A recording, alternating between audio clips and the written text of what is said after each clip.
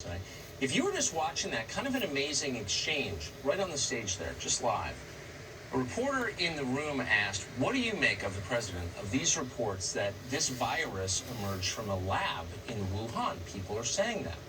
At that point, Dr. Anthony Fauci took the mic and pointed to a study he said was forthcoming that proves the virus was not genetically engineered. What do you notice about that answer? The first thing you notice is it doesn't answer the question that was asked. The question is not, was it genetically engineered? The question is, did it come somehow from the lab? And he didn't answer that. Instead, he effectively misled. Not clear why he did that. We brought you fresh reporting last night on the question of where the deadly coronavirus pandemic came from. Tonight we have more.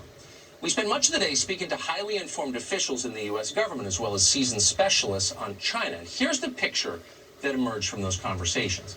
First, many in the intelligence world with experience in China suspected right away that the story the Chinese government was telling about this virus was almost certainly a lie.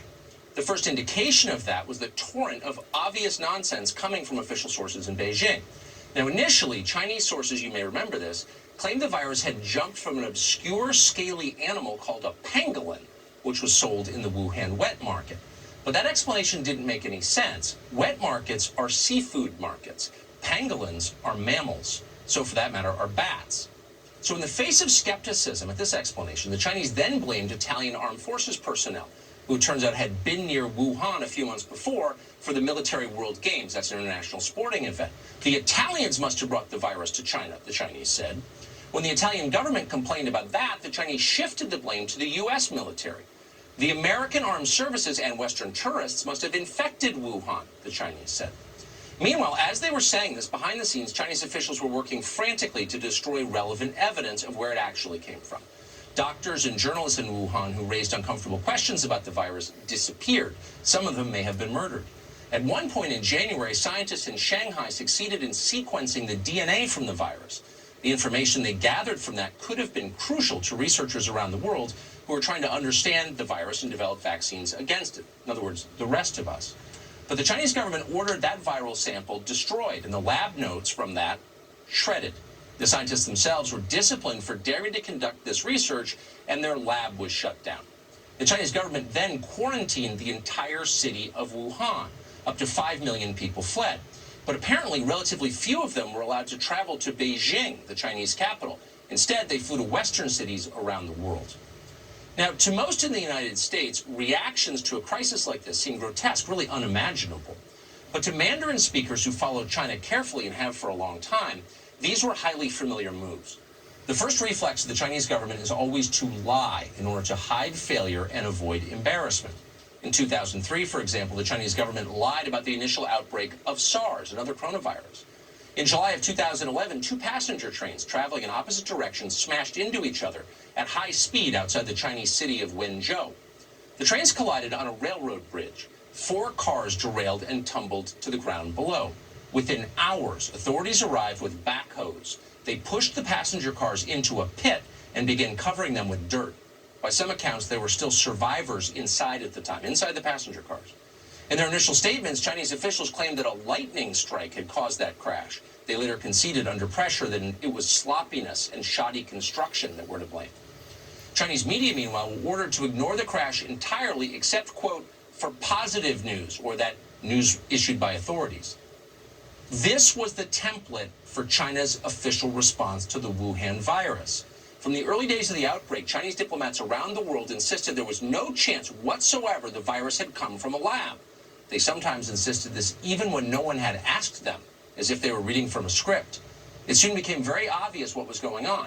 English-language academic journals had raised for years questions about the safety standards in Wuhan bioresearch labs. An article in Nature, for example, from 2017, noted that, quote, some scientists outside China worry about pathogens escaping from the facility. Classified State Department cables a year later voiced the same concerns. Chinese scientists themselves publicly discussed working with extremely dangerous pathogens in Wuhan.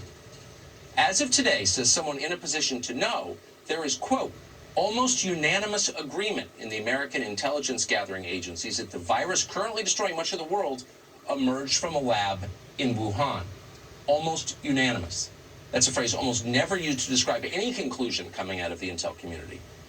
Government officials in this country have believed that for some time now.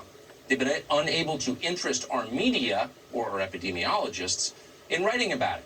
In recent weeks, analysts from the CIA, the NSA, and others have briefed staff at the New York Times about the origins of this virus, but the newspaper has still not reported their findings. At the same time, and this may be directly related, China has been waging an unremitting propaganda war on the subject. Chinese officials have tried to squelch all conversations about who might be responsible for this pandemic by inflaming the political sensitivities and race guilt of American elites. Watch this clip from early last month as the spokesman for the Chinese Foreign Ministry tries to dictate how American press outlets describe the virus. Certain media say this coronavirus is a China virus. This is extremely irresponsible, and we firmly oppose that. Among the many ironies in what you just heard, even now, even today, the disease is widely referred to in China as the Wuhan virus. Our news outlets, meanwhile, almost always call it COVID-19. That term does not translate to Chinese. COVID-19 is the name devised by the World Health Organization back in January under influence from Chinese leaders who were anxious to deflect responsibility for it. Once they succeeded in removing any hint of origin from the name of the virus, the Chinese government launched a campaign to tar anyone who mentioned Wuhan as a dangerous racist. Quote, "Racism is not the right tool to cover your own incompetence," lectured Chinese state media when President Trump referred to the Wuhan virus. American media parroted that line almost precisely, as no doubt the Chinese expected they would. The president referred to the coronavirus as a, quote, foreign virus. And I think it's going to come across to a lot of Americans as smacking of xenophobia. Xenophobic wartime Trump, where he thinks the only path now is to basically declare the virus public enemy number one, painted in somewhat racist terms. The xenophobia and the racism in outbreak is such a common thing, and it is incredibly dangerous. It is problematic, and it is scary, and I just really want to call that out. Why do you keep calling this the Chinese virus? Why do you keep using this? A lot of people say it's racist. It's not racist at all, no, not at all. It comes from China. That's why. Fools.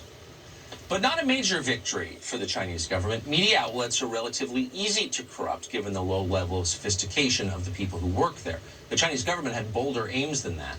The Chinese instructed their employees and assets in the United States to exert influence on elected officials. For example, according to an informed U.S. government official, quote, Beijing has instructed diplomats in their consulate in San Francisco to work with American state and local officials and members of Congress to push back against anyone who gets too far out on blaming China for this. That's what they're doing. Apparently, it's working. Here's Connecticut Senator Chris Murphy on CNN earlier this week.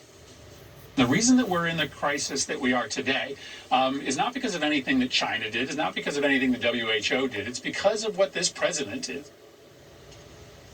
It's not because anything China did. Other members of Congress voiced similar views, often in eerily similar language. Barbara Lee of California, long considered a strongly pro-China voice, tweeted this to the president, quote, "Diseases don't have nationalities. China isn't to blame for you fumbling this crisis," end quote. On March 12th, Congresswoman Judy Chu of Los Angeles wrote this, quote, "China didn't unleash anything. A virus spread as viruses do. Blaming China and insisting on calling this the Wuhan virus, even though every medical expert said not to, is putting people's lives in danger. Stop politicizing this and put people first." Just the week before Chu wrote that, on March 6th, a man called Zhang Ping, who runs the Chinese consulate in Los Angeles, met with Los Angeles Mayor Eric Garcetti about the American response to coronavirus. And he tweeted about it that day. He said this, quote, "Looking forward to working closely with the city of Los Angeles to address this common public health challenge and develop closer ties between our cities and peoples," end quote. Now, we have no idea what Ping and Garcetti talked about in that meeting that day. It would be interesting to know. We reached out today to a number of California lawmakers with a history of closeness to China. That includes senior Senator Dianne Feinstein, who once employed a Chinese spy, to see if they have spoken to Chinese officials recently. None of them responded to our calls. But it's not just happening in California. According to a study And a story reported by National Review, the head of the state senate in Wisconsin recently received multiple emails from the wife of the Chinese consul general in Chicago. She asked him to propose a resolution praising China for its handling of the Wuhan virus outbreak.